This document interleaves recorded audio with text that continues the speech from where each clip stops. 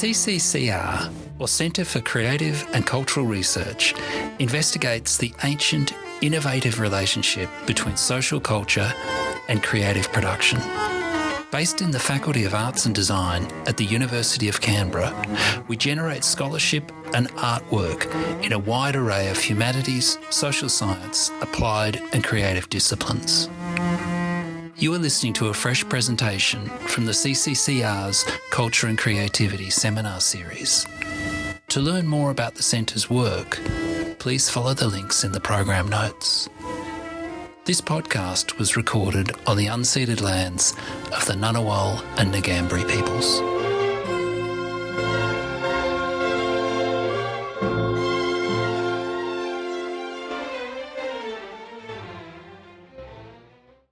Hi everybody, my name's Paul McGee. I'm the Director of the Centre for Creative and Cultural Research here in the Faculty of Arts and Design. I want to start by acknowledging that we are on the unceded lands of the Ngunnawal and Ngambri people. And actually today's presentation is going to be about the built environment on these lands, these wonderful lands that have been looked after by Ngunnawal and Ngambri people for so many generations. And I just thought I'd share with you something that I gleaned in my reading recently, which is that the word Canberra itself, we're used to seeing that as derived from Canberra as an Indigenous word, but actually Canberra itself is an anglicisation of a word that would have been something more like Ngbara. And, you know, you can probably recognise those sort of words from Indigenous languages which start with a ng sort of sound. So, you know, it's just another way to think about where we're located right here today. Okay, today it's my great pleasure to introduce Dr. Sally Farrah. Sally is a lecturer in architecture here at UC. Her research combines textual and historical research with a disciplinary analysis of orthographic drawing and model making. Sally is currently working with a team of several collaborators from the Faculty of Arts and Design here at UC, including Mike Lowe, Julian Raxworthy, Rom Amejani, Diane Firth, and Ben Innes-Butler. And as you're going to hear today, the team are working with an ACT Heritage Grant, studying the contributions of the National Capital Development Commission from 1958 to 1988. And they're also working on a book proposal for a publication that you should be seeing pretty soon, entitled Canberra, the City of Total Design. Please join me in welcoming Sally. Thank you so much, Paul, for that wonderful intro. Thank you for that wonderful acknowledgement. I also would like to acknowledge that we are working and living on Ngunnawal country. So lucky and grateful to be here. And I first have to start by, as Paul mentioned, this is not a solo project. I'm presenting work on behalf of many valued colleagues and researchers also across Australia working on our book proposal. And so this was a project that started back in 2023. It was headed up by Julian Raxworthy when we did a symposium here celebrating 50 years of the architecture school. And you know, Julian, we got in touch with many academics across the country. We started thinking forward of what was kind of missing in publishing. There's really not a lot to find on this period in Canberra, and it was a very interesting time in architecture. And as Paul said, we're working towards a book proposal in the second half of this year. So today I'm going to talk about some of the things that we unearthed to get to this exhibition, which many of you came to, so thank you very much. And I also wanted to talk about and invite feedback on the next step of research. I thought it would maybe be a bit lackluster to just talk about the exhibition, but talk about how we got there and other sort of threads that are coming out of it. And so I wanted to talk about the kind of context of this period of 1958 to 88, why it's interesting to me, and trying to forge a methodology that can talk about Australian historiography, borrowing ideas and concepts from the post-colonial. And I feel like the lens of centre and periphery, there are so many ways in which you can look at this in Canberra's architecture and built landscape. You know, often it's written about as the centre, with the Griffin Plan being exalted. It's not critically examined. I think people that live and work here would, you know, be in mixed minds about whether you would consider it a centre, but also in terms of historiography and the complexities that you might introduce to a methodology if you stop considering Canberra as peripheral bush or as centre capital, right? And trying to do a lit review and fill in the gaps. And then I'm going to talk about some of the things that we unearthed that are these really interesting threads and narratives that might be followed up with future research that were featured in our exhibition. And then I'll show some photos of what this culminated in. And so you could really consider this period that the NCDC operated as the postmodern period, post-World War II.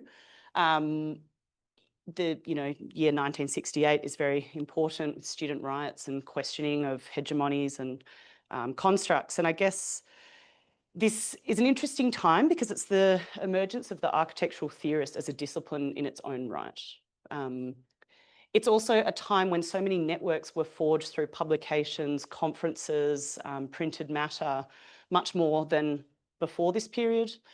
And linking back to my thesis, it really is a wonderful time if you look at the idea of a verbal and a visual architecture, the idea that it's the last moment of pre-digital drawing. There is a rigor and a kind of selectivity in these drawings and projects and engagement with modern media and the way it was disseminated. It's also just before or the beginnings of the emergence of the starchitect and the kind of globalization of architectural discourse. I'm sure people have seen Frank Gehry on The Simpsons scrunching up the piece of paper, and that's his building. So it's an interesting time in architectural production. So what is the NCDC? Who are they? They were formed to oversee the planning of Canberra. What is really interesting in this project is that they only commissioned Australian architects across the country. This is what makes it a very interesting government works project compared to other countries. I know when I was talking to Tone Wheeler, he said, you know, Frank Lloyd Wright, the name that everyone knows, great American architect, in his entire career received one government commission, right? So the fact, like John Andrews was working in Canada, and John Overall went there to tell him to come back and do the Cameron offices. So it's a really interesting legacy to look at because these architects were all across the country and they were engaged with very interesting educational and professional networks. And the engagement with media, as you probably saw in the exhibition, is quite startling. And then in emerging research, I've been really interested in looking at the figure of Robin Boyd. And I also thought it would be interesting talking to FAD researchers outside of architecture about Robin Boyd today, because he's a very well-known cultural critic of Australian post-war architecture. And I think what is also interesting, I'm kind of looking at the NCDC and Boyd as these two kind of parallel cultural producers in the same moment. He was actually involved with the NCDC from 1968 until his death in 1971. He was invited onto the Design Review Committee. And I think in a way, his polemic, the way he writes, is very postmodern in his engagement with media. So chronologically, they share a moment in time, but I think they use media in a similar way. I want to explore the ideas a bit further. So I guess maybe looking at the NCDC and Canberra through the lens of Boyd or conducting a parallel study is something that I think is really interesting. Many people have written about Robin Boyd, obviously, but no one has really looked at his contributions or rhetoric around Canberra. So that's something I'm hoping to do. And I had to share this, you know, as we always do, we're researching up to the last second and reading, and you never know when it ends.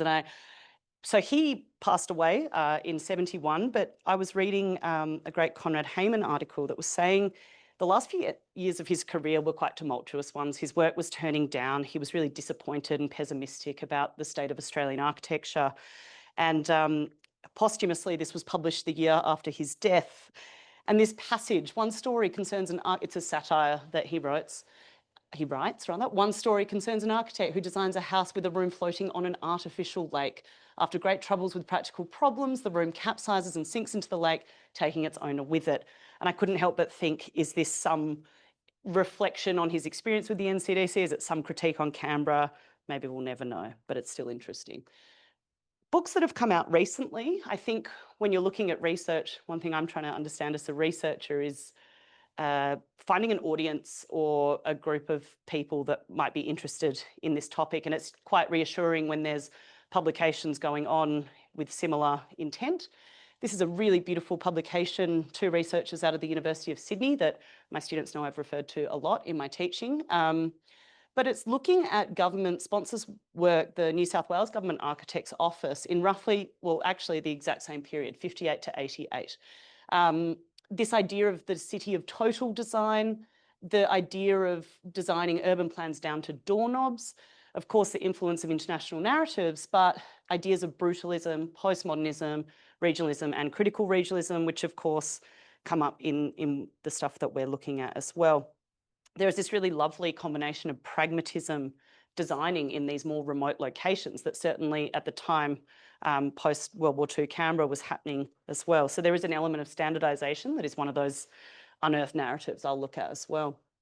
And of course, very recently, there have been some interest in Canberra, of course, the NGA and John Andrews' work. And I think, you know, this is really reassuring in terms of there is a kind of appetite for this and to keep unearthing. So I wanted to run through all the ways you might think about a centre and periphery kind of methodology if you were talking about Canberra. We know its inception as a planned city, and that's an important, obviously, it existed prior to this idea of the city by design. But it was this perfectly democratic decision made between Melbourne and Sydney. It's inland, it's a bush condition, it's not coastal, but it is the capital, it's equidistant between established capitals. So if you wanted to think about Canberra as a hybrid of 2 schools that have been talked about in architectural historiography, you've got on one hand the Sydney School, also referred to by Philip Cox as the Nuts and Berries School, that were using natural materials, integrating with topography and landscape. This idea of bush carpentry is something that comes up in that rhetoric a bit. Then on the bottom right, you've got an example of what has been called the Melbourne School. The Melbourne Olympics, there were 2 really key commissions in that year, 56, this is one of them. It's characterised as structural expressionism, playful geometries, and it's, you know, those are flattenings, obviously, but to get a sense of what we're looking at, there have been a lot of interesting analyses sort of coming out of the 80s and 90s on looking at the Melbourne School and the Sydney School in particular. Transition is a great little journal in Melbourne in the late 1980s, where there's actually this contest between the split between urban and regional that is kind of inherent in that classification of Sydney School as perhaps more regional and the Melbourne School as more urban. Winsome Callister's critique on, you know, talking about regionalism in the context of Melbourne is very interesting. She talks about the growth of the city and the bush ideal at mid-century, partly due to affluence and people having a holiday home outside of the city. And this kind of dialectic might be seen as a centre periphery one. And of course, you know, it's interesting for my teaching in History and Theory 3 of Australian architecture, doing a lit review of a terrible one in 1947 in Architectural Review, a British journal, is so, you know, out of date, it's not even funny. But then I guess it's not until maybe the 60s that outside of Australia, people might look to Australia, and often it's to the Sydney Opera House, of course. There is more from the 1980s onwards, usually within Australia, in conference networks and things. But even as recent as 2019, Harry Margolin wrote a book which received a very scathing review by Andrew Leach, which he said reinforced the Keating quote, "If you're not in Sydney, you're camping." His historiography really only focused on Sydney. It wasn't, it was materialist and it was located by place and very linear. And I think we need to look at ways that we can update this kind of writing of history. And then, looking at this book by Boyd, 1964, The New Architecture, and this was the premise of this talk in the blurb, it was interesting that 9 of the architects Boyd mentions and heroes as the new architects, him included naturally, they are architects that were all commissioned by the NCDC in this time. Very interesting. And these are often architects that have avoided canonisation in other publications. So that was where this kind of started. And then, there's still this hybridity, this confusion of centre, periphery. There's a great quote by Doug Evans that says, Boyd was, quote, at the cultural periphery, desiring the validation of the cultural centre. And this is very common in historiographies of this time, looking to the UK, looking to America, transferences, etc. If you dig further, I have been able to find that there's no real written history. Oh, there's some, of course, on the NCDC, but there's things that might help forge one. On Canberra specifically, Parliament House receives a lot of press and talk, but if you actually go through journal articles like Architecture in Australia between the 50s and early 70s, there is a lot of stuff there on Canberra. And it kind of did occupy a central part in publishing and discourse. So I found a conference Boyd came to in Canberra at the Rex. Oh, no, it's not at the Rex. I imagine that. And he actually said, architecture in Canberra has been in the news lately, especially in Victoria.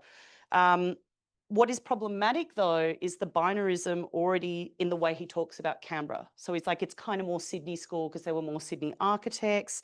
On a side note, Boyd himself is a kind of another centre periphery paradox because he wasn't really a theorist. He was an amazing critic.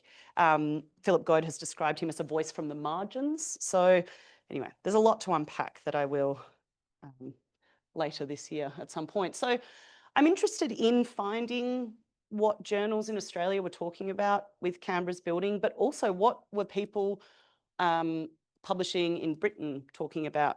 And this, of course, this was from 56 in Architecture in Australia. So excited that England sees us for the first time. There was an exhibition of Australian architecture, which was very much colonial kind of early 20th century work.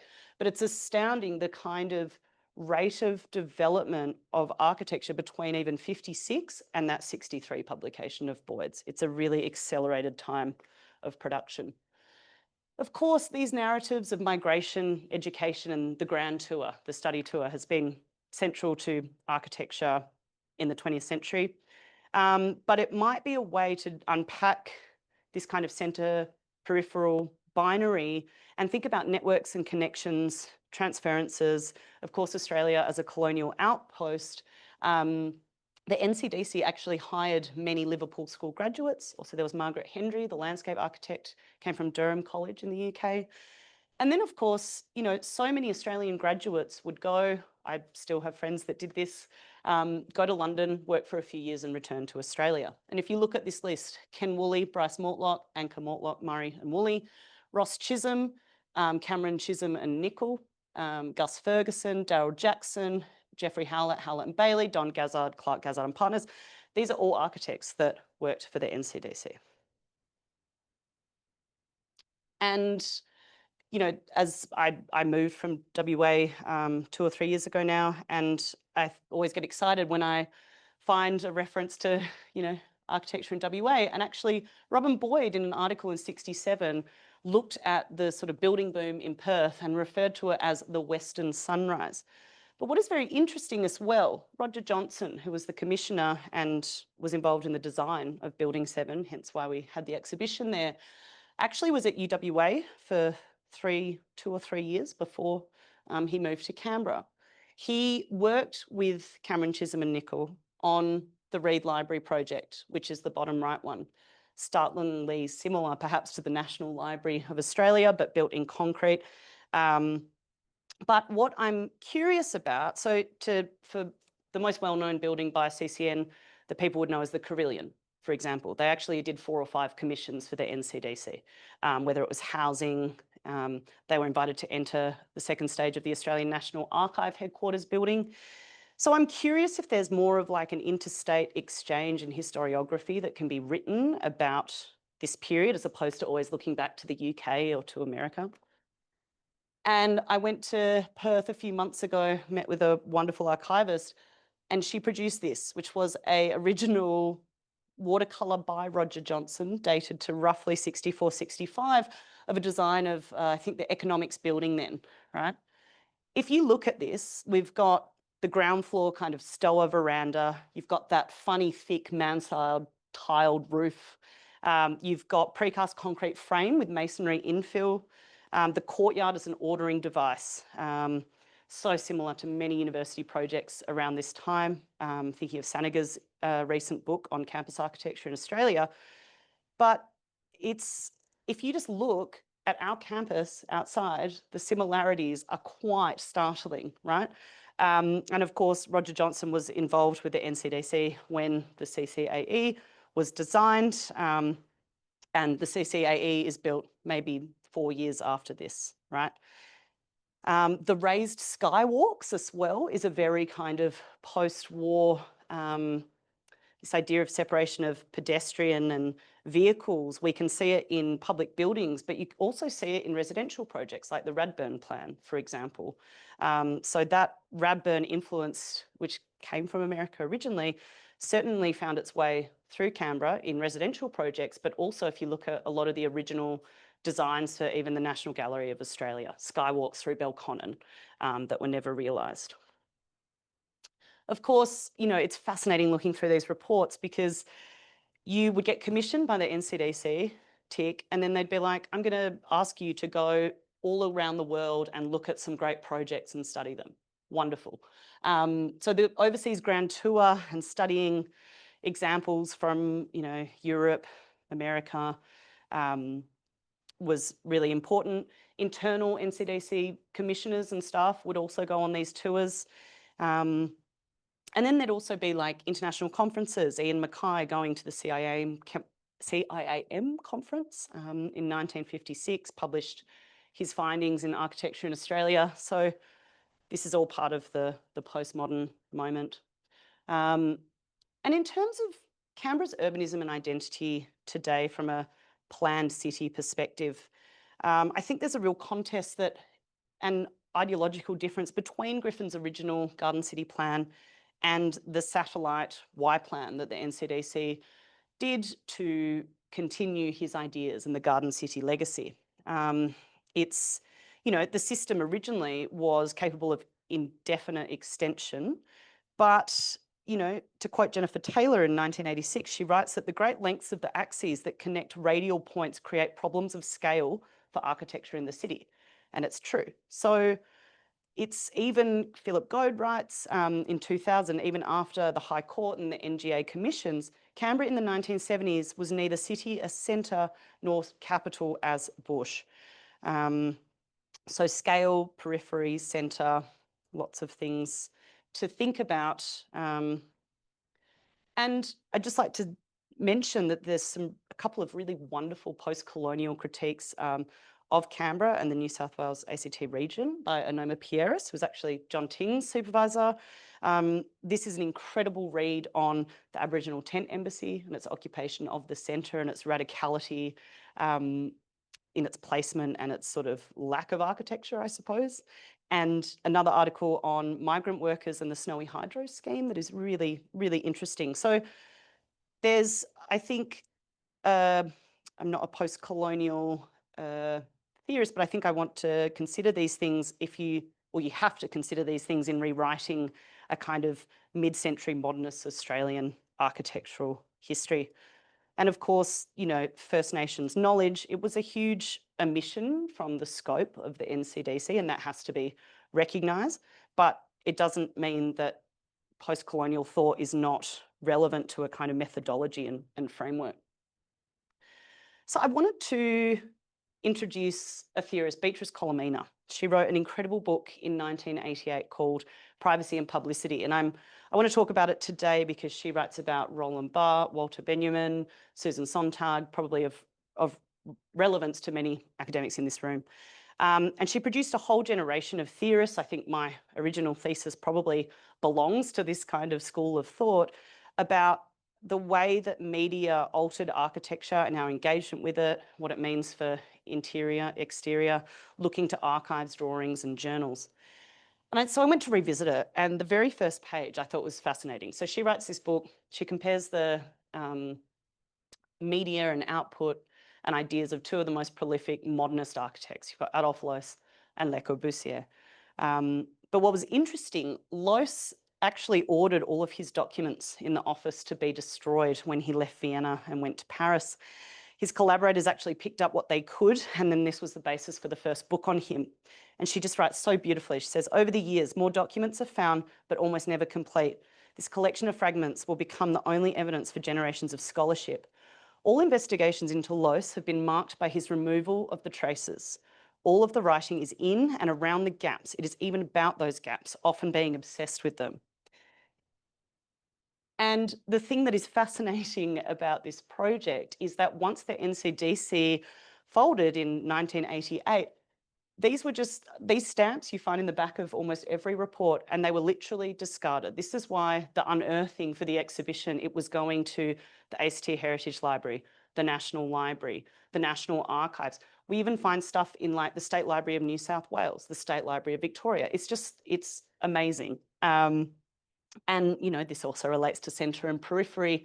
But this is a beautiful quote, you know, for those fad people in the room, thinking about how modernity and the technologies of modernity transformed architecture in the city and shifted all these relationships between inside, outside, traditional boundaries.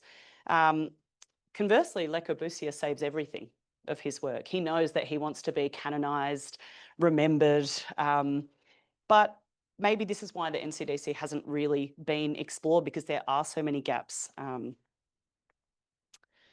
And one interesting narrative that has come out of this, I think people talk about lasting ephemeral architecture for a capital, but to really think about the narratives of prefabrication or provisional architecture that are part of this time, at a time when you probably didn't have as much skilled construction labour as you liked, when you didn't have like a local production method of materials. So, for example, like the Sydney Opera House, people forget that that is a prefabricated building. And, you know, Renee Miller-Yeaman is writing a fabulous chapter on the hostels that were erected very quickly for workers to come and live here when they were moving. And I'll talk about some more. There was experimental school designs as well in this period. And of course, this whole project really began back in 2023. It was Mike, Ben, and Emma and myself. We did a map for the National AIA conference that was in Canberra, and we wanted to give a map to visitors of where they should go and look at some good architecture.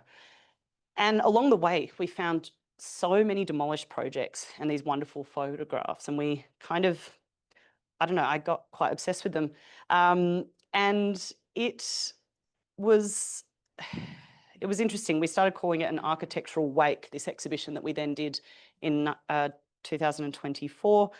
It's, you know, the ghosts of Canberra, they kind of need to haunt us given the very short time span that Canberra has been considered a built, designed city. It was astounding the rate of demolition happening here. I talked about with Denise a kind of hauntology of architecture that was quite interesting. But what we found was that of 52 projects that had been demolished, most of them belonged to the decade of the 1960s, closely followed by the 50s. And this is interesting given, you know, there is definitely an interest in this architecture at the moment. So it was really about advocacy and awareness, but you've got to also encourage, you know, we're looking at a sustainability energy crisis, right? Like this is really startling. And these were not average buildings. Most of them were pretty great buildings. So we need to do better. Mike and I painstakingly put these perspective machines together. So overlaying what was existing and what is there now. And you sort of sit down and the perspective aligns. We've got them in some nice Canberra red bricks of Ben's. And then Ben Of course, he's a whiz. He did the digital map, and there was a receipt printer. You could randomly generate a project, and then it prints a little token that you get to take home with you. But of course, as we know, receipt paper fades over time, so you're left with this ghost eventually. Very spooky stuff. Another sort of theme that comes out of the postmodern is the idea of paper architecture. And it kind of has two meanings. It's architects who built very little, but had a prolific career on paper. Ivan Leonidov is a perfect example, an early Russian constructivist architect. But there's also those which are actually unbuildable, but still projects in their own right and projections of idea. And I guess, postmodern architecture, really in this moment, there was a lot of theory around, the rise in publications, also architects just doing work on paper. You can kind of communicate architectural ideas independently of buildings and construction. Robin Evans, a very infamous quote, he talked about architects do not build, they make drawings of buildings. The agency and the ideas exist in the drawing. And, more recently, paper architecture has come to mean like the monetary value that now there's sort of galleries that sell architectural drawings, for example. It's a new kind of type to emerge in the last 20 or so years. So what is interesting, though, is unearthing some of these projects that were never built, like the National Archives in '83. But here you can see the study of orders in and around the city, the contextual response. You literally see the thinking and the ideas, and it's clearly postmodern, right? When you look at the type forms that they're sampling to make a new order for a national building. But it's valid to look at those things. And we were able to unearth, what I would say is a list of some kind of peripheral Australian architects to the historiography of architecture during this time. So while we found 150 projects, and that's not necessarily buildings, that is like, it might be one project could be a housing development for a suburb, right? We found 53 Australian firms, and we invited visitors to add more. You can see the little post-its on the bottom, so it's a growing project. But if you look at this list, there are histories to be written, monographs to be done. These are such important names in architecture whose buildings are getting demolished and just also haven't been written about. So that was really interesting to unearth. And then by assembling, we were told Diane Firth had some really useful information that the governance of the commissioners for the NCDC cycled every 8 years.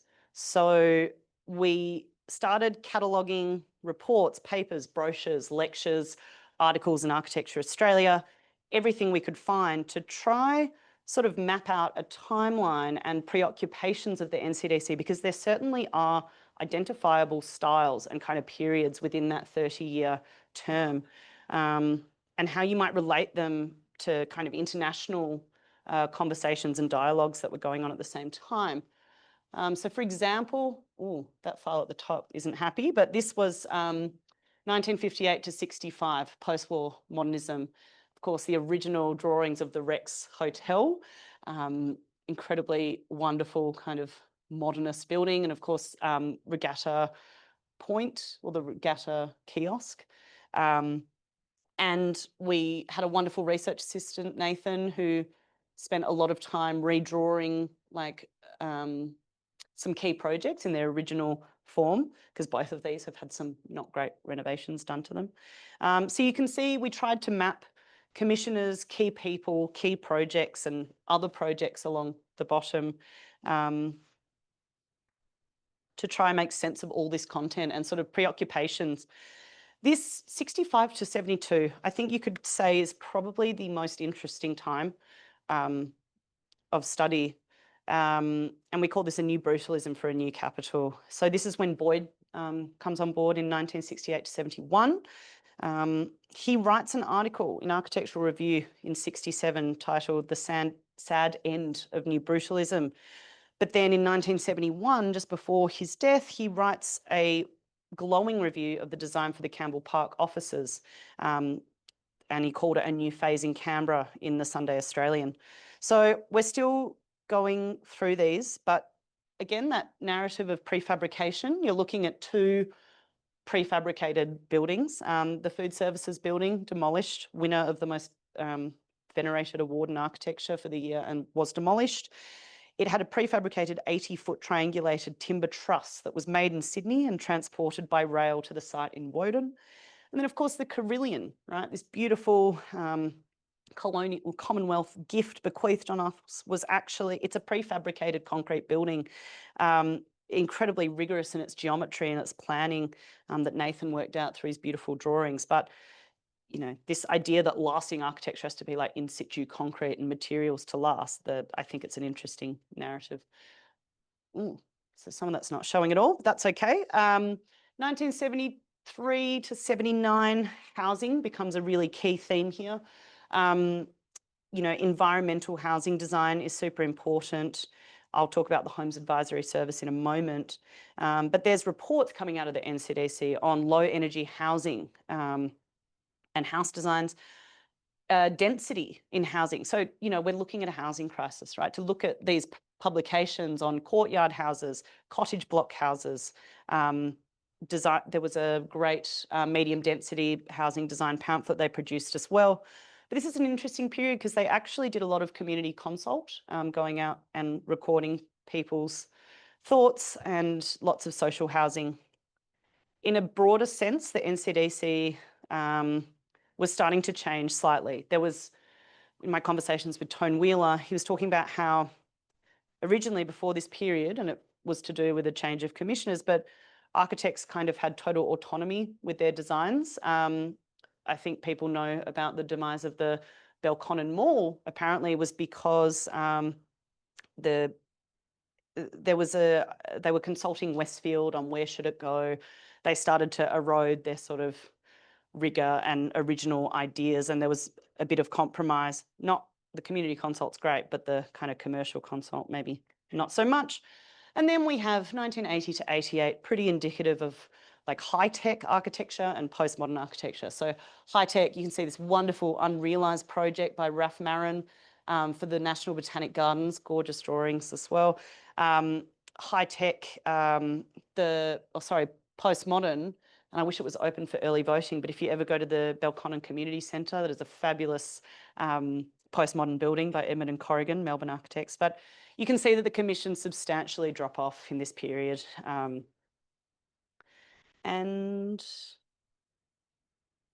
So one thing that I think is really interesting as well, that was evident in our exhibition, is the engagement of both Boyd and the NCDC with media. I found in Architecture Australia that he actually hosted a Brains Trust to address questions on a show on ABC in 1964 during the Royal Australian Institute of Architects annual conference in Canberra.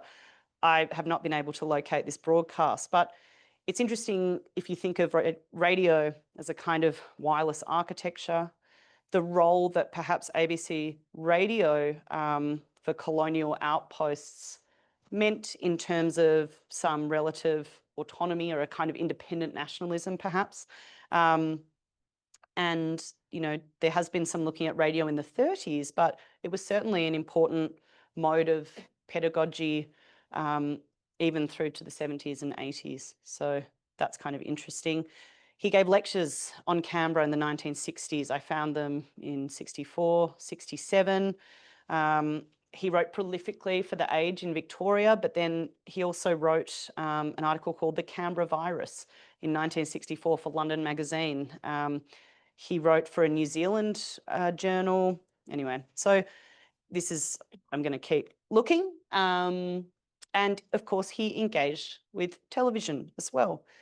He did 3 series with the ABC, 2 in 1961 and 1962, where he discusses Canberra in the 1961 one. So this was, you know, the legacy of housing that the NCDC provided in Canberra is quite significant. And there was the Homes Advisory Service that followed on from models that had been established in New South Wales, like the New South Wales Small Home Service, established in 1945, and the Royal Victorian Institute of Architects Small Home Service from 1947, which Robin Boyd was involved in. And it's quite astounding. I came across in an article for the Canberra Times So this was held in 1960, end of April to start of July, April, May, June. Okay, so like 3 months. April, May, June, 2 months.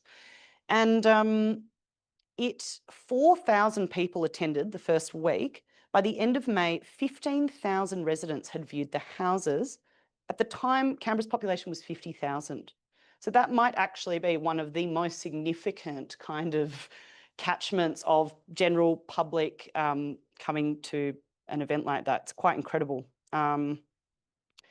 It's interesting the differences between the Canberra small home service and other states. In Sydney and Melbourne, they were numbered. It was very important to keep them anonymous. But for some reason in Canberra, we get these like interesting names. I like the one at the top said like inspired by the Romans or something. It's quite, anyway. But they all exhibited ideas of environmental and social sustainability. They reflect changed ideas of living and environment. But then I went to do a catalogue of what's still there, and the red crosses are every demolished home, right? So about half of them aren't there. So the sustainable aims did not sustain, which is a bit sad, but anyway. And then for those visual communication people in the room, I realised that the NCDC actually had made a film. It was directed by Fred Schiapesi in 1972. And maybe I was procrastinating, I don't know, but I kind of had to watch it. And, you know, what would Beatrice Colomina say about this? I mean, the window is of symbolic representational importance in architecture. It always talks about a notion of inside and outside, private and public.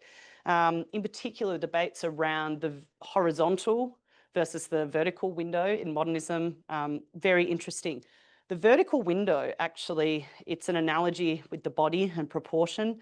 It comes from like painterly space and that there's a foreground, middle ground, background. Le Corbusier was a fan of the horizontal strip window, which was very much like a filmic strip capturing part of the outside. But there's this kind of analogy of the body and the greater city in a shot like this, I would argue. I'm sure Colomina would too. What would Colomina say about this? I thought it was, what an incredible shot. The Perspex model, right? The shot, them looking down, planning the city, designing like gods. The city of total design is encapsulated in an image such as this, right? It's incredibly curated, a shot like this. I mean, if you wanted to like, you know, a post-colonial kind of approach, the looking up from country, that's like another thing you could talk about.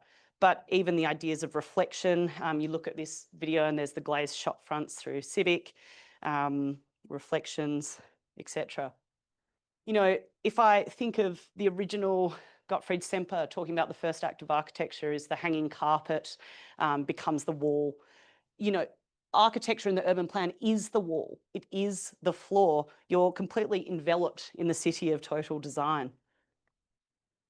The kind of highlighting the making of the film, I don't know what you'd call that, the camera behind a camera, it's sort of highlighting the artificial or choreographed nature of this thing. Anyway, I think this stuff is all interesting. Is it architecture? I would say it is. But what's interesting as well, you know, brochures, right? So even looking at just as objects in themselves in terms of the errors that they reflect and the font and the colours is quite fascinating. But you can reflect, you can see different preoccupations and ideas, you know, Canberra, your garden city in the early 60s, 70s, talking about medium density housing. And, you know, what would Colomina say about this? I find this insane. They produced calendars. The NCDC made calendars of Canberra projects. What does this mean with bringing the public realm into your household, on your fridge or on your wall? I find this like it's like propaganda for the household. I don't know, it's very weird, but lovely. I love it. And then, you know, even the design of like that fantastic building greatness font, right? With concrete. There's a great book, Adrian Forty, he writes about concrete and culture and the political and ideologies associated with concrete, right? And so you can kind of see how these ideas, the Gesamtkunstwerk, a great German word that fills the mouth and translates to the total work of art. It's a 19th century term, but really you can see in the NCDC project the design from urban new towns down to beautiful water fountains, planter beds, service markers, the fonts on signs was decided by the NCDC. And so to sort of start wrapping up, all these things are in our exhibition. And we really wanted to just put samples of all these kind of interesting archival moments in one place, in physical and digital formats. So Ben is amazing at the digital. And it really was about unearthing some of the lesser known projects. So when we think of the NCDC, we think of Parliament House, the Triangle, the New Towns, but it was really important to give a bit of space and time to the lesser known. And we hope that it just really started to show this kind of, this archive, also the gaps, of course, there'll always be gaps. We're inviting people to fill us in on gaps, but the kind of breadth of this project and all the possible kind of narratives that might come from it. We wanted it to be in one place, the sheer volume. As I talked about, it's scattered everywhere. Of course, the digital is really important. You know, when people think of heritage, they think of a certain perhaps age of person or interest. It's really important to make it accessible. And, you know, we've invited people to share their memories. This is Mike with Philip Leeson, a fantastic local architect, writing on a post-it and adding Peter Freeman to the list of architects. So we've got a book proposal in the works, divided by, you know, the themes of landscape, offices, schools, and housing. And Mike did these incredible posters, really wonderful graphic style, that similar to the period. And, you know, I actually engaged, and some of them are here today, which is wonderful, try to get students interested in heritage and history and why it's important as a designer. So as part of an assessment, I asked them to choose an NCDC Canberra project, and find a kind of twin somewhere else in Australia, in the world, but draw it and study it, and from a disciplinary perspective, write about it. Because as we know, like, drawing is the architect's disciplinary tool. We make drawings, not buildings. So you can actually learn when you study a project in this way. And it was a great opportunity to have their work featured in the exhibition and maybe get students interested in a research career, perhaps. That's something I think in architecture is most students want to work in the profession, and that will usually happen, but trying to bridge that not so siloed approaches. And you know, we actually had an email from a high school student who wanted to come in, Hanifa Salami, and take some photographs. I've had emails from the community about writing a heritage listing. It's just been really valuable and fun. So thank you everyone for coming, and to my wonderful colleagues for working on this with me. Thank you. Thanks so much, Sally. That was just a plethora of detail and experience and knowledge. Get this sense of an amazing project that just keeps proliferating, and we're standing in it. Yeah. Okay, look, I'm going to call for comments and questions from the floor and also online. Any comments or questions? It was really interesting to hear about all of those different influences on Canberra architecture from somebody who's not in an architecture background. I don't know if you know the answer, but I was curious when you showed that graph around like the buildings that had been destroyed and how there was demolished, Yep. and there was that peak in the 60s. Did you uncover any sort of reasoning why there was such a spike? I think, like, a lot of the time, people don't think to nominate a heritage listing for certain buildings, and when that happens, they're kind of pretty much up for grabs if someone wants to develop the land. Like, yeah, I don't know. It would be a lot of, because I think the 70s and 80s was really the start of the move in architectural circles in Australia for conservation. That became a really important conversation. So maybe that's why those projects sort of missed that moment. But yeah, it has to be done. Like, they have to, it's a shame because the email I got from, I think her name was Jennifer, about writing a heritage listing for Emu Ridge housing, but there's already a proposal for it to be demolished. So it's really tough. But I suspect that's maybe one.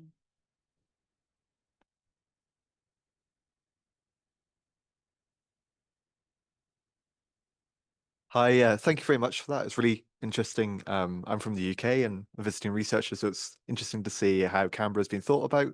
and something I've definitely kind of been preoccupied with a little bit while I've been here as well.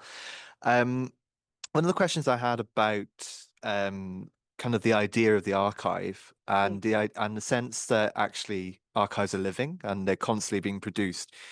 What sort of kind of encounters have you had with kind of the more social value around these kind of heritages that have been built up about Canberra in terms of people's reactions and stories and memories and associations?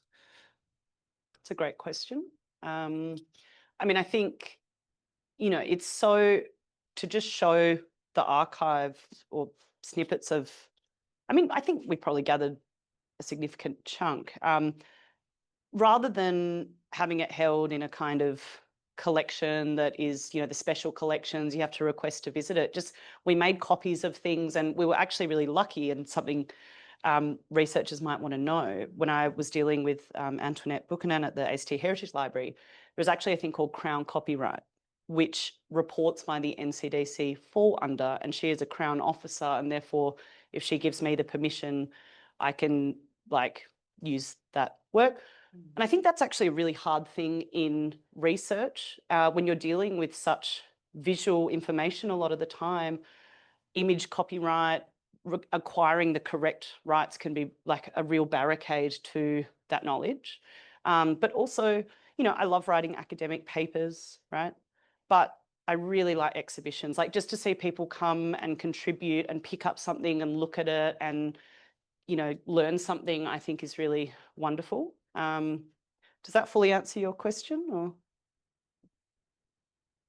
Or? Sally, thanks for your fascinating talk. I was just reflecting on the idea of center and periphery, and it seems like the content you're dealing with refers to a lot of people, right? So I'm interested, I guess, in the idea of central and peripheral people. And if we think about that, we get ourselves into all sorts of knots and conundrums, which is in itself interesting, right? Because it goes back to who is central, who is peripheral, when does the peripheral become central? So someone at the University of Liverpool may be a bit on the outer, and they come to Australia, and all of a sudden they're in the center, but they're in the center of the physical periphery. So in many ways, it ends up being like a kind of like a version of that movie Inception, right? When you're in the dream, which is in the dream, which is in the dream. So that, I think, the most interesting thing about that perhaps is that that whole idea of center and periphery then is problematized because the center and the periphery is not such a simple binary relationship, and they end up being everywhere all at the same time, which is completely unhelpful to what you might be doing. John, you right totally now. echo my But thoughts. I was trying to... Everything everywhere all at once. It's like that crazy Michelle Yeoh movie, right? Which you just get a headache after you watch it, but theoretically interesting nonetheless. I actually, try to plan this talk and writing down all from, this paper I'm working on, center and periphery, and all the kind of lenses of that. And I started doing my head in because it exactly as you've said, like maybe it's not the right methodology. Maybe there's a better one that I'm yet to kind of work out, because it does get a bit tricky.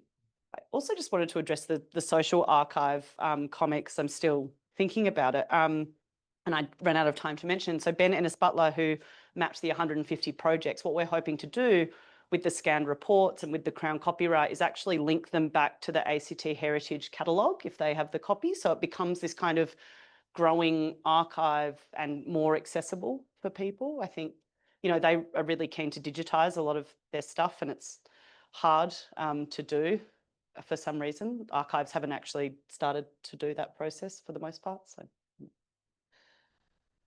Sally, hello. Thank you. Amazing talk. And not my field, of course, so plenty that I gleaned from that. Thanks. I'm just thinking on John's conversation about centre and periphery again, and of course your talk about it. Do you conceptualise Canberra as uniquely that way compared with other Australian cities? And I'm reflecting on your being from Perth, where there's, of course, it's a centre of many things, but it's peripheral to Is it the most isolated capital city on earth? Mate, Perth is periphery. Is there a comparison to be made, or yeah? I mean, it's a really great question. Yeah, look, I don't know. I'm trying to think. There was an article I came across that talked about Melbourne regionalism in the 50s and 60s dealing with centre and periphery. That's a really great question. Just wonder if there's something I might unique look at about more. Canberra in that respect that's probably beyond my understanding. Maybe more so than Yep. other cities. I mean, I think, that narrative that we all know of, it's perfectly democratic sort of establishment. And I think it's an identity thing as well. I mean, the bush capital is kind of like an oxymoron, even though I love it on my number plate, right? Yeah. Like it's, I don't know, it's probably stems from the city of total design as a kind of concept, which of course is a fallacy anyway. And that's why, like, we talk about remaking place, because people in the NCDC would be like, we're making place. It's like, well, actually, you can't say that, and it's not true. So I think maybe it's part of the quite contrived or controlled nature of Canberra that also comes in. I don't know, but I'll think about it moving forward, because that's quite interesting. Thanks. Thank you. Sally, you mentioned haunting before, and some of the metaphors you've used have to do with loss and mourning. Is there a politics in this? In other words, why do we have to mourn? Why hasn't this continued? Why does the timeline end at 1988? Well, that's when the NCDC did fold and it became the National Capital Authority, I believe. And, from a couple of reports, really some planning decisions in the city, it was not for the best. But I think there is a sense of loss of demolished buildings. Buildings are like people, they have a facade, they have a face, they have characteristics, they communicate. I sound like an object file or something, but it's true, right? So I think there is a huge loss, the rate of demolition, like across Australia, and development as well. I think it is important to look at the overlooked or the lost things. I don't know, there has to be a reason behind it too. Like why, it's sort of like nostalgia. I don't know. Right, so it's not about mourning the direction architecture's gone in this. A little bit of that. Yeah, a little bit of that. I mean, I think architecture is at the whim of so many other political, economic decisions. You can't change a city through good architecture, really. Like there has to be so many things happening on many levels, and sometimes architecture doesn't have to be that good. It just does the right thing. It does just enough, and it's great. I think I realise the more I study and think about architecture, I'm kind of more interested when, architecture does just enough and it doesn't have to. There's certainly like a movement, I think, at the moment in Australian architecture towards that, this idea of restraint and economy and doing more with less is very kind of topical at the moment. I'm not saying we should go back to how we were designing in the 80s and the 70s. I'm lost in my thoughts. I don't know. Any other comments or questions? Hi, yeah, the nostalgia comment's a good one. It puts a rosy tint on everything. I've worked in several of those buildings. They got demolished. They were hopeless to work in, really atrocious spaces to actually, the major reason they got demolished is no department, no agency, no private sector, and for that matter, no architectural firm was prepared to set up their offices there. So, which leads me to the question which prompted out of that film. Everybody go down to the National Film and Sound Archive and watch that Making Canberra film. It's on rotation every day. It's brilliant and incredibly gendered. You've got these big, powerful men making 100%. big, powerful decisions about a big, powerful nation. And you've got a woman coming in very meekly serving them their tea, which makes me wonder how much of this is all part of the gendering of the time. We had this peak of male dominance, which happened post the war, and the perspective things were looked at, which leads to things like buildings that look great, that win tons of architectural prizes, but no thought has actually been put into how you live in them, how people use them, how people move around within those spaces. Just a thought. It's a great thought. No, I thought the exact same thing watching that movie. You can also find it on YouTube. But yeah, I think I saw one woman by herself on the drafting table who obviously was told what to do, wasn't part of the conversation. Obviously, the whole thing was very whitewashed as well. Yeah, of its time. Okay, we've probably got time for one more comment or question. Yeah, Mike. Thank you for a really wonderful talk, just a wonderful talk.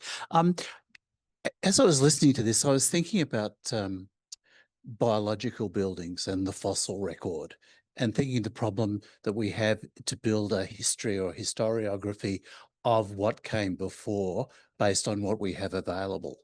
And the problem that we have in looking at the fossil record to build a current understanding is only based on the fact that we have access to certain information, a large part of which has been destroyed. And to quote the Yeats poem, that the things can't hold and the centre, collapses or falls. What's the risk of for you as an academic that you're put in peril by the fact that you can only base your information and your theories and your hypothesis based on what exists? Well, I mean, that's a great question. Two things on that. I think one, looking at maybe the unrealised or the forgotten, the paper architecture opens that up as a mode of inquiry. But the second thing, I mean, climate crisis, sustainability, like I actually feel pretty okay that I won't be producing buildings for the rest of my life. Can you repeat the last bit of that question one more time? See if I can answer it better. I'm sorry, it probably just got assembled late, so that's probably why it was inaccessible. The question really comes from the academic problem, which is that you can only build on what you have available, and you've got the problem, as we have the problem in other disciplines, that a lot of the information is lost. And how do we deal with that? That's true, because sometimes you do feel like you're forcing connections that maybe didn't exist. So you have to look at enough, more than enough, but you have to also be okay with knowing that you'll never read it all. And I remember my supervisor saying that to me because I was obsessed with trying to read everything. And you can't. You construct a methodology and you justify it within means. And of course, it's always open to comments and feedback or criticism if people have a different methodology. But that's, yeah, I think some researchers or academics would find it a totally invalid way of working, and that's fine. I don't think it is. I like looking at the things and hiding in the archives and looking at them. It's good. Okay, we'll draw this session to a formal close. And I'll also let people know that this is the last of our seminars for this semester. We'll reconvene in this same place, same bat time and day in semester 2 in week 1. So we'll look forward to seeing you again then. Awesome. Thanks, Paul.